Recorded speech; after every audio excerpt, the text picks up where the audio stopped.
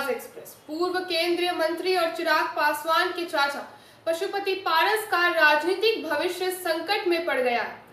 पहले उन्हें एनडीए में कोई सीट नहीं मिली और अब पटना में उनका पार्टी कार्यालय भी उनसे छीन लिया गया। पटना में जिस सरकारी बंगले में पशुपति पारस ने अपनी पार्टी का कार्यालय चलाया था, उसे अब खाली करना पड़ा। दरअसल रामविलास पासवान के नेतृत्व में लोक जनशक्ति पार्टी का प्रदेश कार्यालय पटना के विलर रोड स्थित सरकारी बंगले में था। जब पार्टी में टूट हुई तो चिराग पासवान को बाहर कर चाचा पशुपति पारस ने इस बंगले पर कब्जा कर लिया। ये बंगला पशुपति पारस के नाम पर आवंटित था।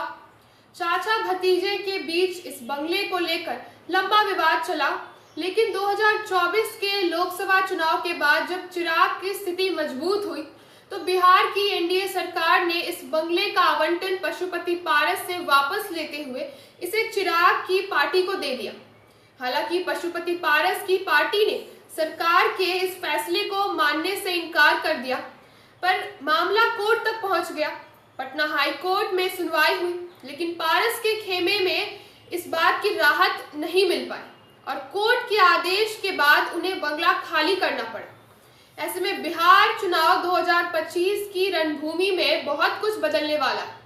चिराग पासवान की लोक जनशक्ति पार्टी एलजेपीआर ने पिछले कुछ सालों में अपनी पहचान बनाई है और अब वो अपने मजबूत सामाजिक आधार को ध्यान में रखते हुए आगामी चुनाव में बड़ी भूमिका निभाने के लिए तैयार है।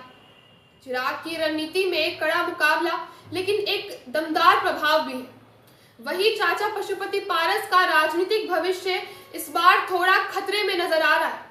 उनकी पार्टी उनके नेतृत्व में कई चुनौतियों का सामना कर रही है और बिहार की सियासत में उनका प्रभाव अब पहले जैसा नहीं रहा। चिराग के उदय के साथ पारस का किला ढहता हुआ दिखाई दे रहा है और अब ये देखना दिलचस्प होगा कि 2025 में वे किस तरह से अपनी जमीन बचा पाते हैं। अब इस ऑफिस के छिनने के बाद पशुपति पारस के समर्थक खुले तौर पर एनडीए से अपनी नाइंसाफी की बात कर रहे हैं। पारस गुट ने सरकार से 13 नवंबर तक नया आवास आवंटन करने की मांग की है। अब चिराग पासवान अपनी लोक जनशक्ति पार्टी रामविलास का कार्यालय इस बंगले में बनाएंगे। चिराग के लिए ये जीत बिहार में उनकी राजनीतिक स्थिति को मजबूत करने की एक संकेत है। ये उनके नेतृत्व की शक्ति को प्रमाणित करता है और उन्हें अपने विचारों को अधिक प्रभावी ढंग से पेश करने का एक मौका देती है। चिराग का युवा नेतृत्व और उनके नए विचार उन्हें आगामी चुनाव में भी एक प्रभावी खिलाड़ी बना सकते हैं।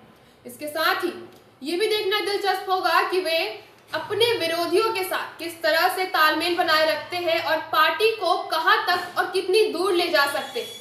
हालांकि पारस की हार को लेकर कई सवाल उठ रहे हैं कि क्या वे अपनी पार्टी को फिर से संगठित कर पाएंगे या उनकी राजनीति अब खत्म हो जाएगी। इसके साथ ही चिराग पासवान की जीत ने यह स्पष्ट कर दिया है कि बिहार में नई राजनीति की लहर चल रही है और अगले चुनाव में ये देखना होगा कि इस परिवर्तन का असर पूरी राज्य की राजनीति पर किस हद तक पड़ता है।